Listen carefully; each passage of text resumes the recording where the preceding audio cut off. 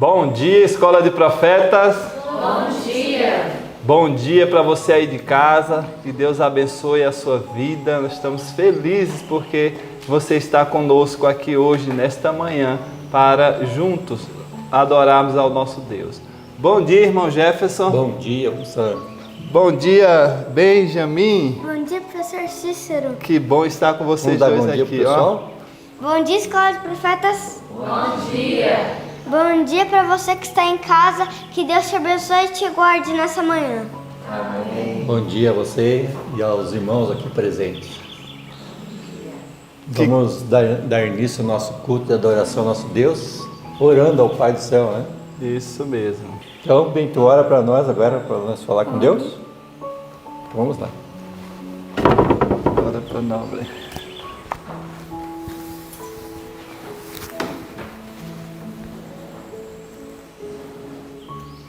Querido Deus e amado Pai, muito obrigado por essa manhã. Cuide de nós, nos abençoe, que o Senhor nos dê cada dia mais vida e que nós sempre estejamos cada dia mais perto de Ti e que nós aprendamos muitas coisas nesse culto e que o Senhor nos abençoe e nos guarde. Em nome de Jesus, amém. Amém.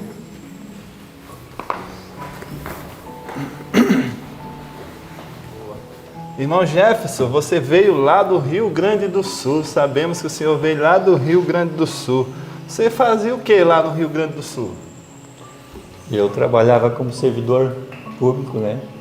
No agente fiscal tributário. E você largou tudo lá e veio para cá, para a Escola de Profetas? Quando Deus chama, né? Nós temos que atender a sua voz. E servir a Deus é o melhor trabalho que tem no mundo para fazer.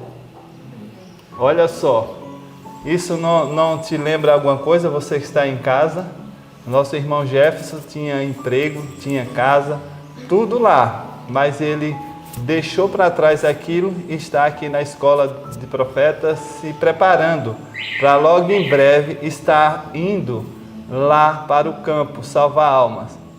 Se você está aí querendo vir e teu emprego está te atrapalhando, lembra do que Jesus falou. Se tem alguma coisa nos atrapalhando, você arranca. Confie em Deus. Deus não vai deixar faltar nada para você. Faltou alguma coisa para o senhor, irmão Jefferson? Esses Não dias falta você tá nada. aqui?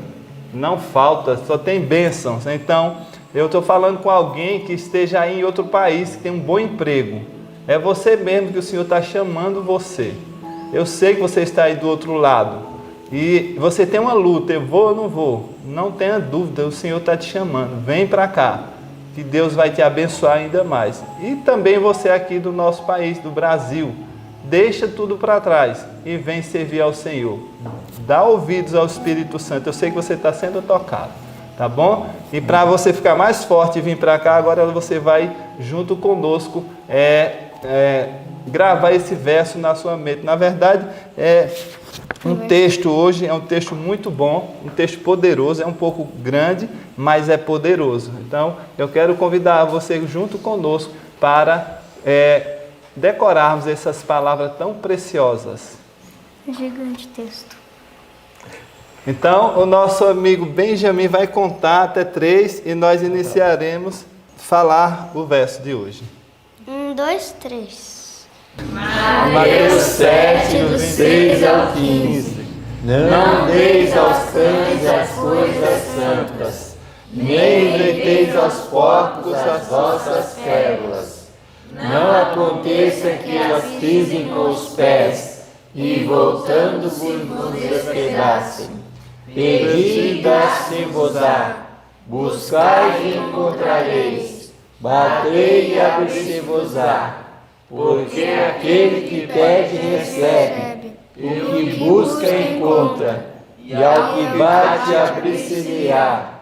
E qual dentre vós é o homem que, pedindo-lhe pão o seu filho, lhe dará uma pedra? E que pedindo-lhe peixe, lhe dará uma serpente? Se vós, sendo maus, sabeis dar boas coisas aos vossos filhos, quanto mais vosso Pai que está nos céus dará bens aos que lhe pedirem.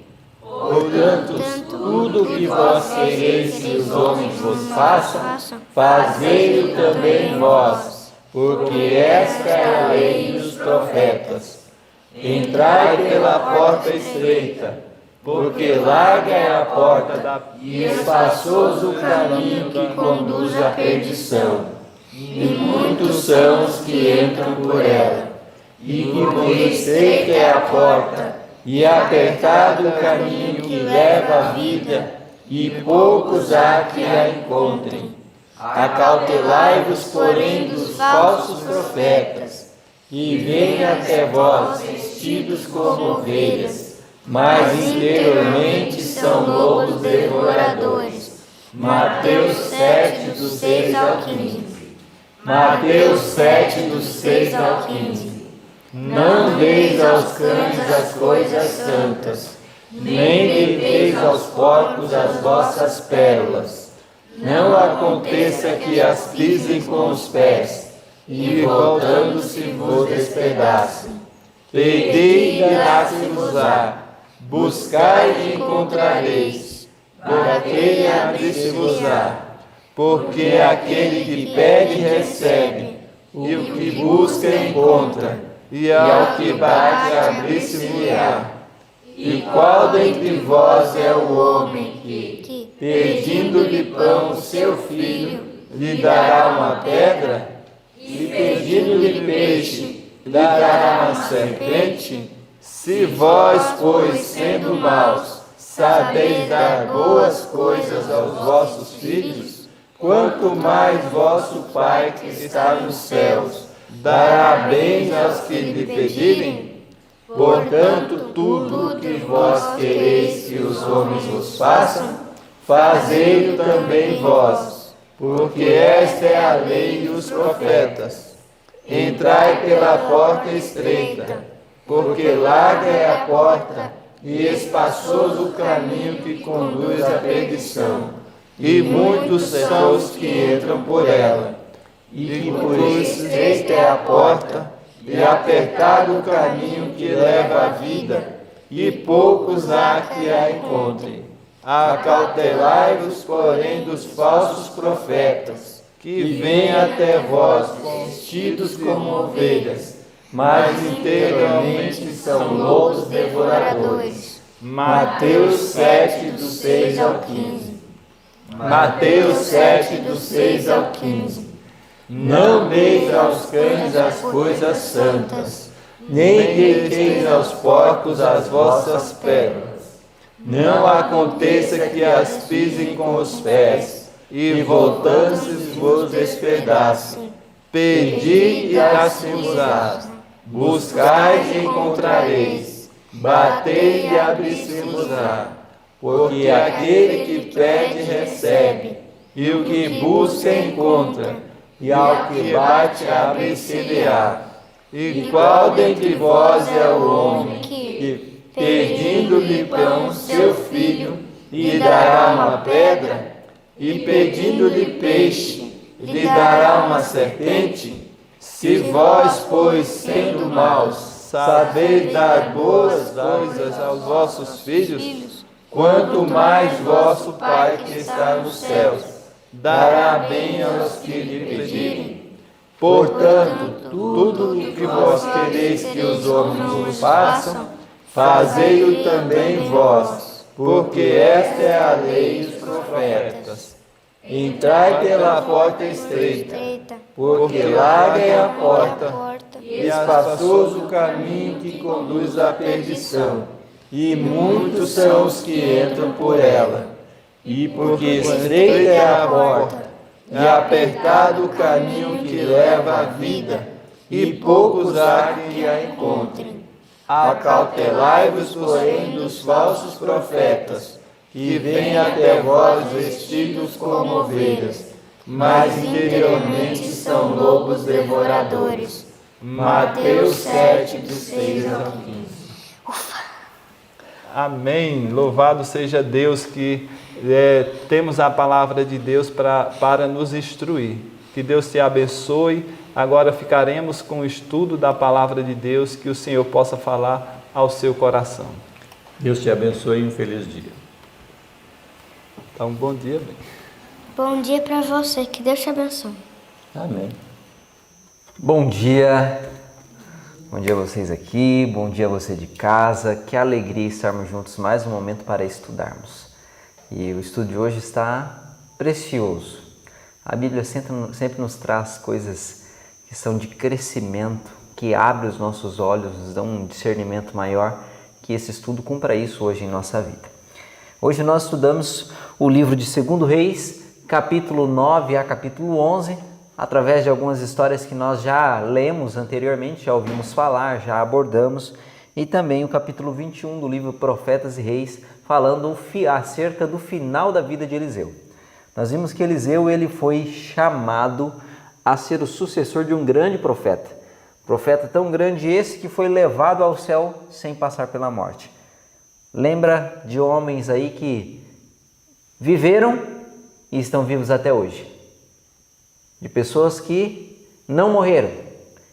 Nós temos a história de Enoque e a história de Elias, que foi o grande profeta. Foi um grande profeta. E Eliseu é o sucessor dele. E se vocês lembram, quando Elias estava prestes a ser levado ao céu por Deus, Eliseu o acompanhava e Eliseu pediu porção dobrada do espírito de Elias. E esse pedido foi cumprido, foi aceito. Deus interveio e proveu porção dobrada do espírito de Elias para Eliseu. Eliseu foi um grande profeta também. E hoje nós vamos ver sobre alguns dos feitos de Eliseu, como ele era um homem de fé e como a vida dele inspira a nossa vida. Indo lá para o livro de Reis, nós vemos alguma história e também a participação de Eliseu ali envolvido nisso. Já no capítulo 9 nós vemos Eliseu se envolvendo com a atitude de ungir Jeú sobre rei em Israel. Jeú, que era um comandante do exército, foi ungido rei. E ao ser ungido rei, Deus tinha uma missão especial para Jeú. Deus sempre comissiona pessoas para missões especiais. Algumas missões são mais agradáveis, outras nem tanto, mas são necessárias para o avanço da obra de Deus e para o bem-estar de seu povo. Olha só o que Jeú foi chamado a fazer. Verso 7 do capítulo 9 de 2 Reis.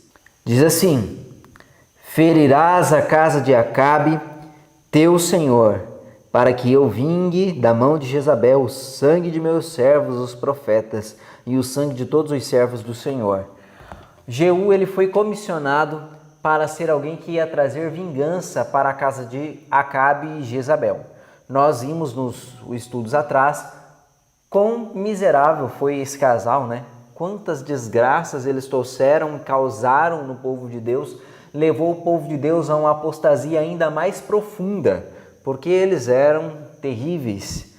E agora vem Jeú como sendo aquele que vai por fim ali, não só a Jezabel e a família próxima, mas todos os familiares, para terminar com aquela casa que era profana, que causava destruição no meio do povo. Era um juízo que envolvia misericórdia. Era por misericórdia que Deus ia fazer isso. E a gente tem que entender que Deus vai agir por misericórdia para conosco. Mas às vezes os seus atos de misericórdia são mais duros, são mais punitivos. Mas Deus usa de misericórdia querendo salvar. E ele via que aquela casa já não tinha mais salvação, mas o povo tinha. Mas para que o povo houvesse então oportunidade de salvação, eles tinham que ser libertos das constantes tentações que essa família trazia sobre o povo, como sendo os líderes da nação. Então Deus, por misericórdia do povo, de toda aquela geração que viria, vai lá e põe fim à casa de Acabe, que era totalmente entregue aos ídolos, não servia mais a Deus. E aí Jeú então é comissionado para isso. Ele é comissionado para por fim então a toda essa casa. E nós vemos que também no momento em que Jeú ele inicia ali o seu chamado, em que Jezabel é morta, porque ele chega então na cidade, em Jezreel. E aí, ao chegar lá, ele vem, Jezabel sai à janela ao seu encontro, sabia que ele tinha sido ungido e de tudo que ele já havia fazendo, matando um, matando o outro. E lá vem Jezabel, coloca uma roupa ali especial, se dá uma maquiada e sai ali com aquele ar de tristeza, para que se compadecesse dela. Ela vem pergunta a Jeú: olha, foi de paz a sua ida até fulano? E aí Jeú nem a responde, mas pergunta para algumas pessoas que estavam ali: alguém fiel a mim? Alguém do meu lado? Quem está do meu lado?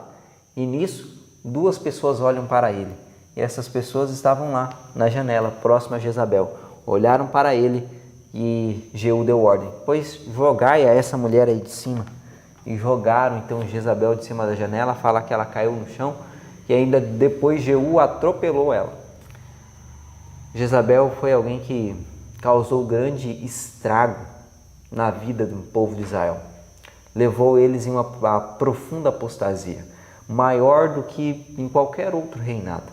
Eles fizeram coisas terríveis, ela e seu esposo.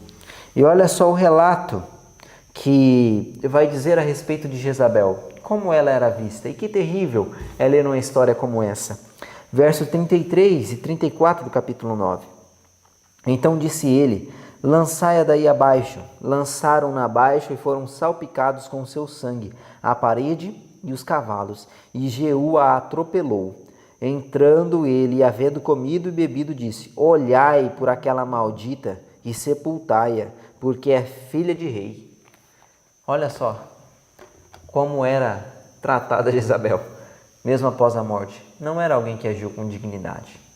Não era alguém que foi temente a Deus em momento nenhum. Ela sempre foi totalmente depravada e totalmente dada aos líderes. E diante disso vemos o real punição de Deus por misericórdia ao povo, para tirar alguém que causava tanta desgraça no meio do povo. E a gente pode ter certeza disso. Deus mantém seu povo. Deus mantém sua igreja em segurança, em misericórdia. Mesmo que seja necessário remover algumas pessoas que trazem muita dificuldade pelo caminho. Terrível coisa é se colocar contra o povo de Deus e contra o próprio Senhor, pois quem se coloca contra um servo de Deus está se posicionando contra o próprio Deus. E esse era o caso de Jezabel. Então ela recebeu ali a punição merecida. E depois disso o povo teve mais paz, porque no tempo dela não houve alguma. Depois disso, Jeú continua a sua obra então de extermínio. Fala que ele mata aí todos os filhos, manda uma mensagem para os anciãos da cidade, onde esses filhos estavam sendo criados pelos nobres daquela cidade.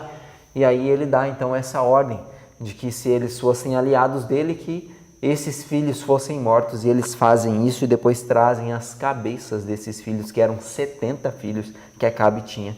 Imagine só a quantidade, imagine a depravação que envolvia isso. E aí é morto. E depois disso, Jeú faz um grande ato, muito interessante a maneira como ele age, querendo conduzir o povo à obediência a Deus. E aí ele decide então acabar com todos os adoradores dos ídolos, com todos os adoradores de Baal que tinham sido levantados aí nos dias de Jezabel e Acabe. E aí ele usa de uma estratégia. E aí ele fala: olha, pouco serviu Jezabel e Acabe a Baal, muito mais eu vou servir a ele. Eu vou fazer um grande sacrifício. Reúnam para mim todos os adoradores de Baal, todos os sacerdotes. E lá vai aquele povo que era adorador de Baal, e vão até o templo de Baal. E chega lá e Jeú chega lá e faz um apelo: não, nós vamos fazer um sacrifício ao Deus Baal, mas nós podemos estar somente com adoradores desse Deus. Não queremos contato com ninguém que seja adorador de Jeová. E ele pede: se há alguém aqui nessa congregação, isso no templo de Baal, se há alguém aqui que adora ao Senhor, por favor, que se retire, não é para ficar aqui. E aí, se houve alguém, a Bíblia não conta, mas o fato é que só ficaram ali os adoradores de Baal. E aí ele entra para exterminá-los. Fala que ele oferece um sacrifício e depois, ao mando de alguns homens, ordena esses que entrem aí no templo e passem ao fio de espada todos esses adoradores de Baal, todos esses que eram infiéis ao Senhor. E depois disso, ele passa então a querer fazer aliança com o povo.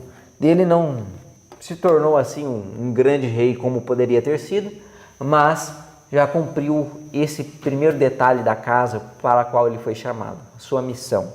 Exterminou com a família de Acabe.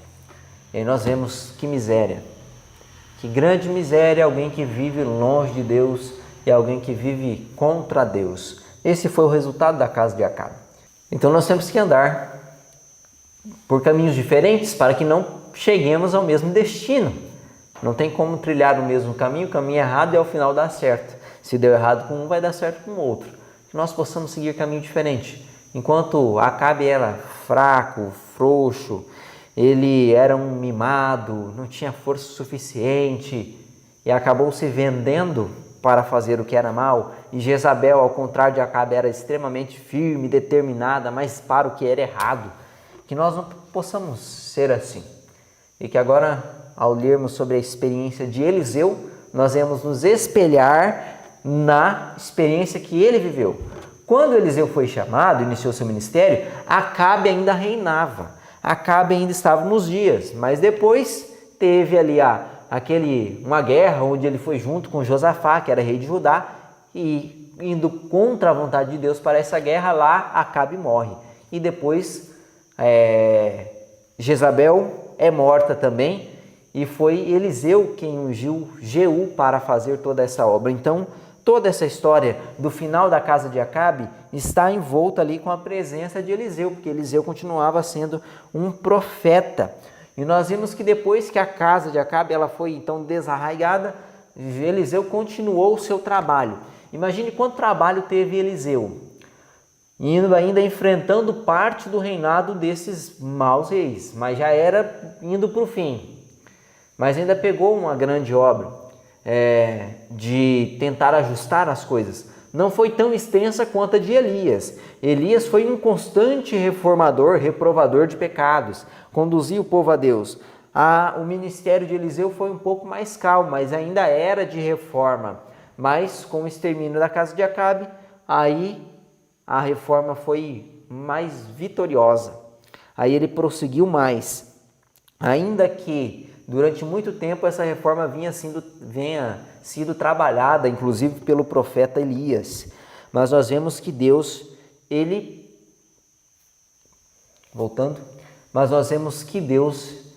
conduz seu povo para a sua vontade, se esses lhe permitem. E Deus é longânimo, Deus é paciente, vai conduzindo para que nós cheguemos à sua vontade, mesmo que seja de maneira lenta, quando o nosso coração é duro. Final do primeiro parágrafo diz assim: mas a reforma começada por Elias e prosseguida por Eliseu tinha levado a muitos a buscarem a Deus. Os altares de Baal estavam sendo abandonados. Alenta, mas seguramente os propósitos de Deus iam cumprindo-se na vida dos que haviam escolhido servi-lo de todo o coração. Estava havendo uma grande reforma e Deus ia cumprindo na vida daqueles que haviam escolhido servi-lo por completo, ia cumprindo os seus propósitos na vida destes. Com isso a gente aprende algo.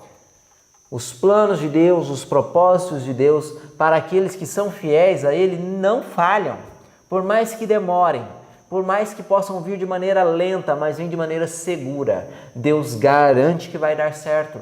Não tem como alguém que lhe empenha o coração em seguir a Deus que não seja orientado por Ele, guiado por Ele, suprido por Ele. Não, Deus promete essas coisas. Então nós podemos estar seguros. Sempre que o nosso coração estiver voltado para Deus e o buscarmos de todas as nossas forças, Ele se deixará achar por nós. Nós o encontraremos.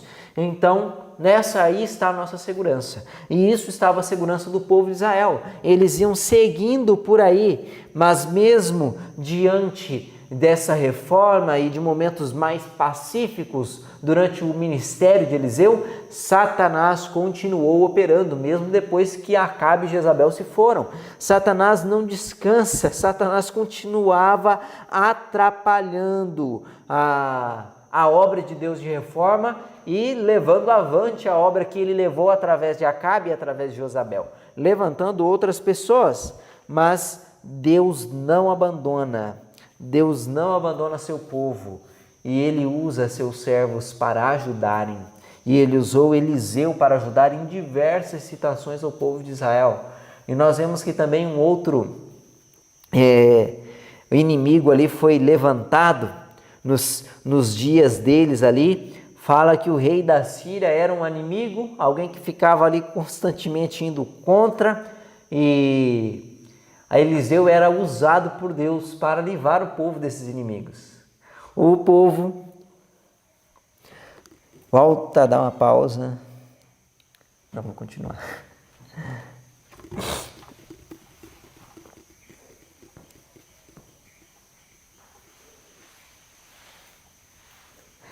Quando os inimigos montavam algum cerco, tinham alguma estratégia para usar contra o povo de Israel, Deus avisava Eliseu e Eliseu avisava o povo: olha, não vão por ali, olha, não passe por ali, não vamos fazer isso. E Eliseu ia ali, desmascarando os planos do inimigo, a ponto de chegar no momento que o inimigo estava ali, o rei da Síria estava preocupado: olha, temos um traidor entre nós. E aí os seus servos disseram: não, Senhor, não há nenhum traidor.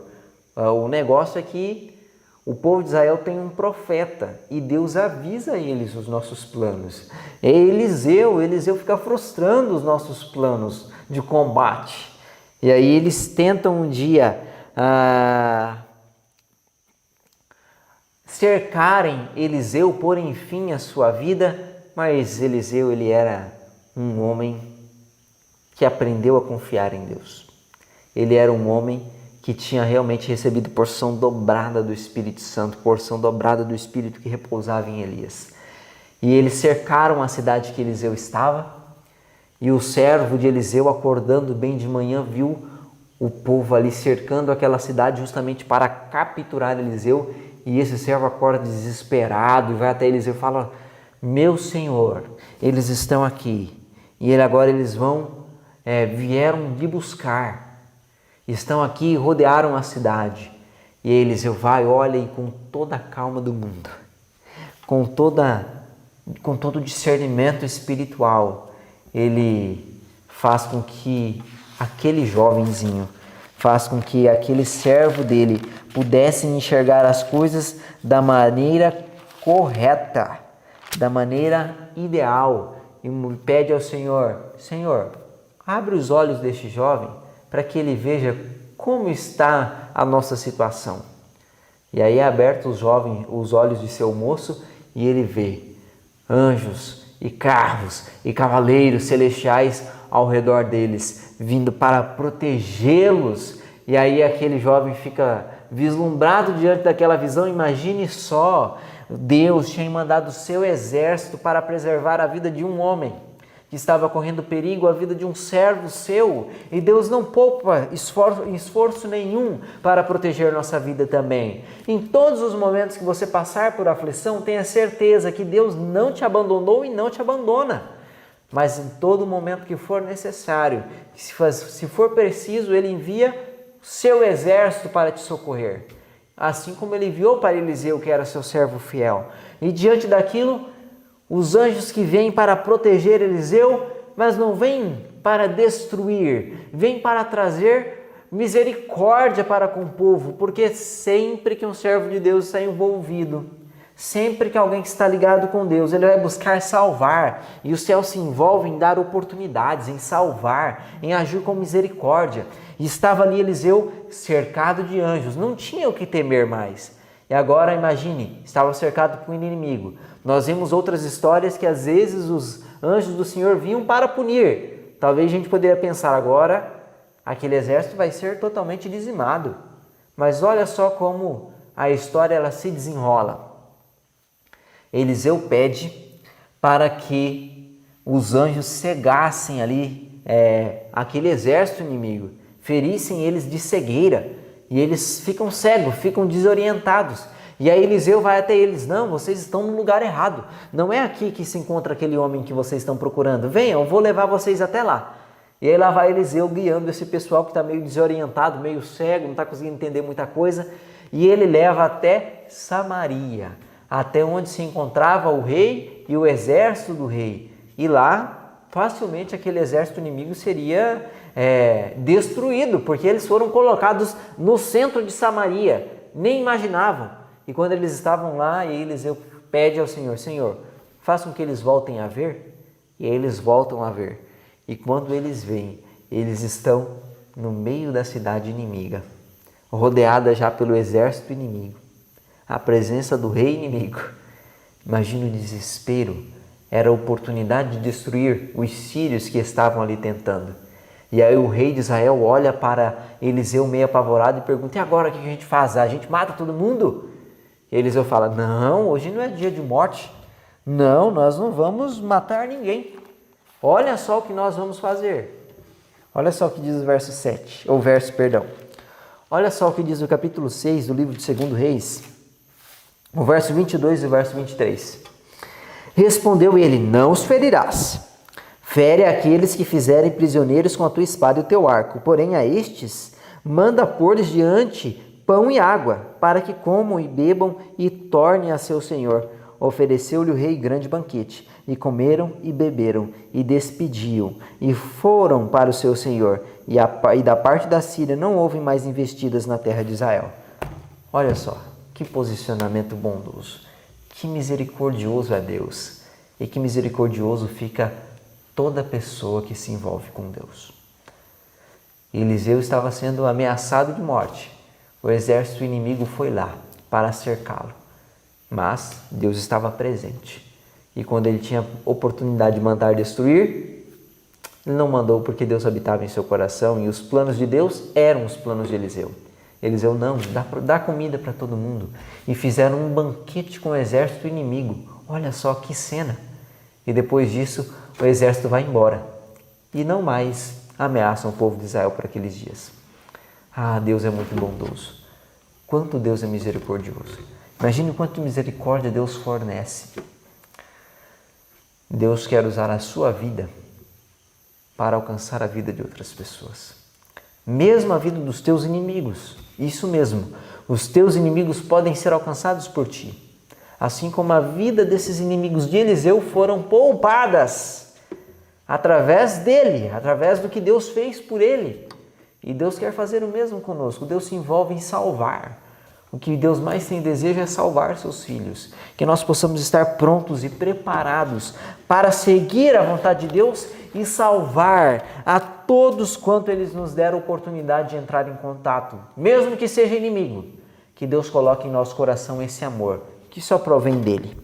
E nós vemos que em outros momentos Israel passa por outras aflições, a própria Síria depois de um tempo volta, faz umas outras investidas, mas Deus desbarata todo mundo, atua para salvar. E depois desse cerco que os sírios montaram ao redor de Israel, fala que eles passaram por um extremo aperto, mas Deus atua por misericórdia novamente. Fala que o exército inimigo ouve um som de um grande exército vindo ao seu encontro, e eles desesperados correm, abandonam tudo, deixam tudo que eles tinham no cerco. O povo lá dentro da cidade já estava sofrendo por falta de alimento, pelo tempo do cerco, já estava numa situação precária.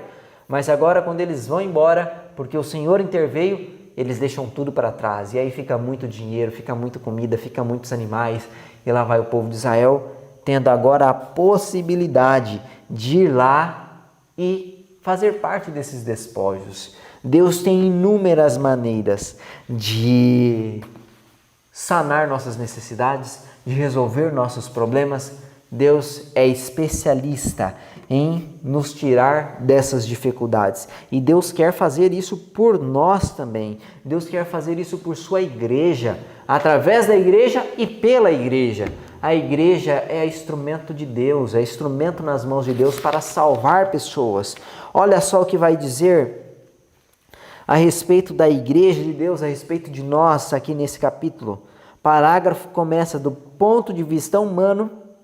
Metade desse parágrafo vai dizer: mas a igreja de Cristo é o instrumento de Deus para a proclamação da verdade.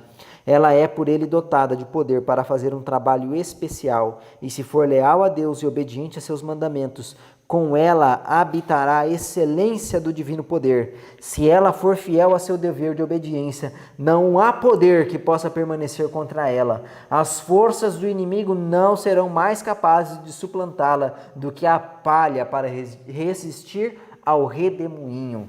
Olha só o que Deus pode fazer por sua igreja. Se a igreja for fiel a Ele, se a igreja for fiel, se nós formos fiel ao Senhor, dentro do dever que nós temos, dever de obedecermos a Deus, não haverá nada que possa nos barrar, não haverá nada que possa barrar a igreja no cumprimento de seu trabalho. Deus espera operar ainda assim por nós. Nós temos a possibilidade de ver grandes maravilhas ainda em nossos dias, em nossa vida e através de nossas vidas. O próximo parágrafo vai dizer também a respeito da igreja, que é uma mensagem para mim e uma mensagem para você que está assistindo, para nós aqui. É uma mensagem para nós. Olha só o que vai dizer o parágrafo: Deus conclama seus fiéis que nele creem, para que inspirem coragem aos que estão sem crença e sem esperança. Deus te chama para levar esperança e crença para aqueles que não têm, para levar aquelas pessoas que não têm crença, levar coragem para elas. Voltai para o Senhor, prisioneiros de esperança. Buscai de Deus, do Deus vivo, força. Mostrai fé humilde e não vacilante em seu poder e disposição para salvar. Quando em fé nos apoderarmos de sua força, Ele mudará, maravilhosamente mudará, as perspectivas mais desesperadas e desanimadoras. Isto Ele fará para a glória de seu nome. Quando nós nos prostrarmos, nos mostrarmos com fé e humildade diante de Deus, e não de maneira vacilante, Deus nos outorgará seu poder. Deus fará por nós maravilhas. Deus mudará todas as perspectivas e não mudará de qualquer maneira. O texto diz que mudará maravilhosamente. Que grandes bênçãos nós temos prometidas a nós. Que grandes privilégios temos nós de termos tantas promessas. Essas promessas não caem por terra. Essas promessas foram feitas para você, foram feitas para a igreja, foram feitas para nós. E se nós nos portarmos de maneira correta, nós colheremos, veremos os resultados. Assim como Eliseu, que levou uma vida tão incrível ao lado de Deus, viveu tantas experiências. Deus promete a mesma coisa através de sua igreja e para a sua igreja. Deus quer nos sustentar aqui, assim como sustentou Eliseu. Deus quer fazer por nós milagres, assim como fez milagres em resposta à oração de Eliseu. Deus quer abençoar e nos dar uma experiência espiritual, assim como Ele deu a Eliseu, a ponto de conseguir ver os anjos do Senhor lhe defendendo, a ponto de ter comunicação direta com Deus. Deus quer fazer isso conosco também. Essa história de Eliseu não está escrita apenas para que nós possamos olhar e ficarmos muito felizes porque a vida dele deu certa, mas para nos inspirarmos e entendermos que Deus pode fazer isso também por nós. Deus pode fazer por nós. E Deus quer fazer grandes milagres por nossa vida. Mas há meios para que o milagre de Deus aconteça em nossa vida. Você quer saber qual o milagre que Deus pode fazer? Qual o meio que Deus usa para fazer milagre em sua vida? E você de casa, quer saber também? Olha só, me acompanhe nessa leitura. Parágrafo que começa: a lição é para todos os que ocupam posição. Metade desse parágrafo. Deus pode operar milagres em favor de seu povo unicamente quando este desempenha sua parte com incansável energia.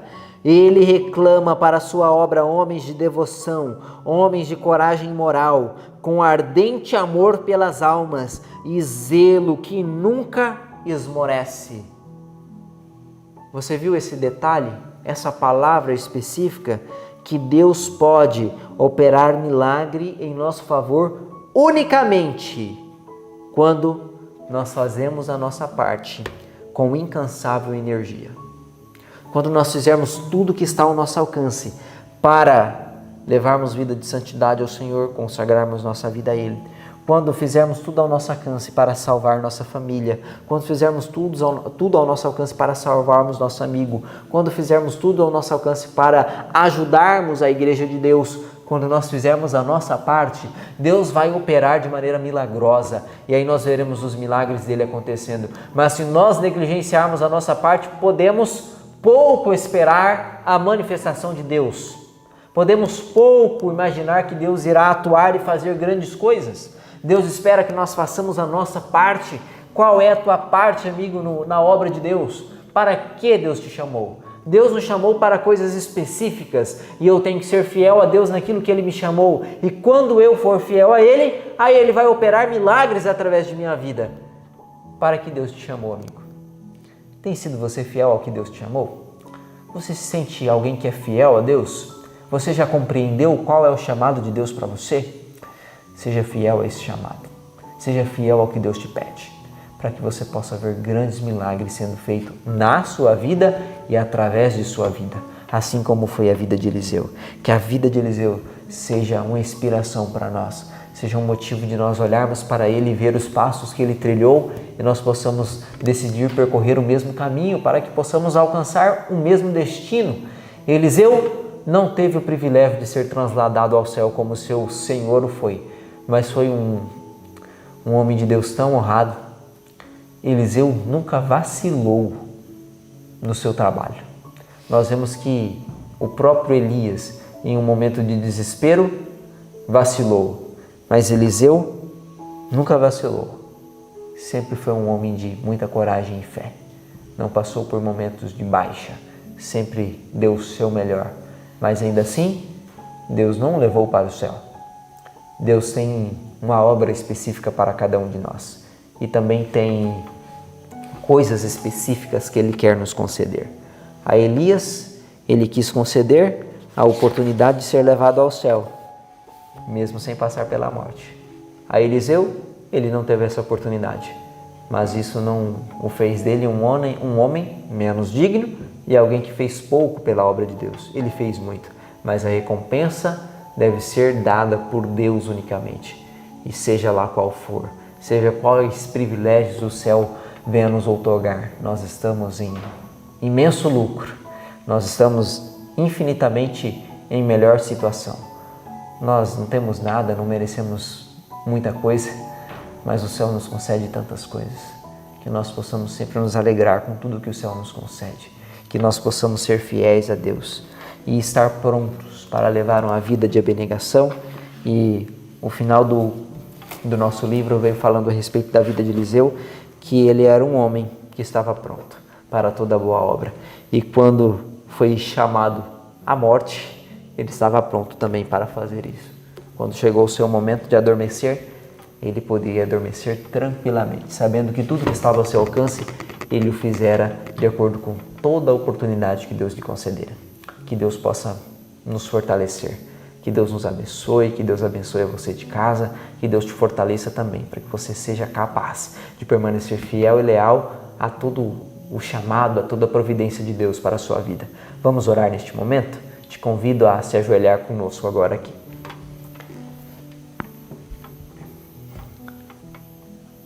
Senhor nosso Deus, que vida tão inspiradora, tão bonita essa de Eliseu, que nós possamos estar prontos para trilharmos o mesmo caminho.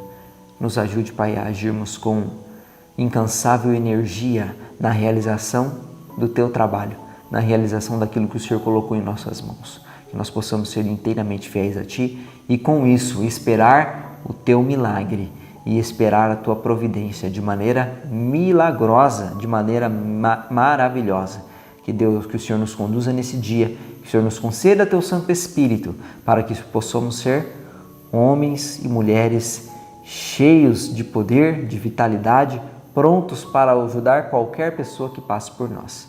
Nos dê Sua presença, Pai, lhe imploramos isso já agradecidos, em nome de Jesus. Amém.